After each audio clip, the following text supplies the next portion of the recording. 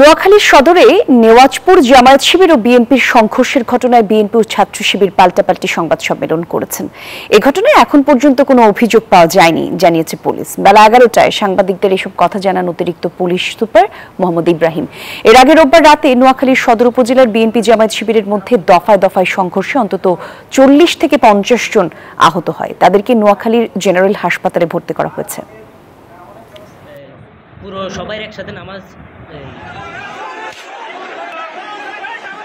দুটি রাজনৈতিক পক্ষের ভিতরে ওখানে মারামারির ঘটনা ঘটে এবং সংবাদ পাওয়ার সাথে সাথে আমাদের অফিসার ইনচার্জ আমাদের সদরাম থানার যিনি আছেন ডিবি পুলিশ সহ ঘটনাস্থলে উপস্থিত হন এবং পরবর্তীতে সদর সার্কেল এবং আমি সেখানে উপস্থিত থাকি।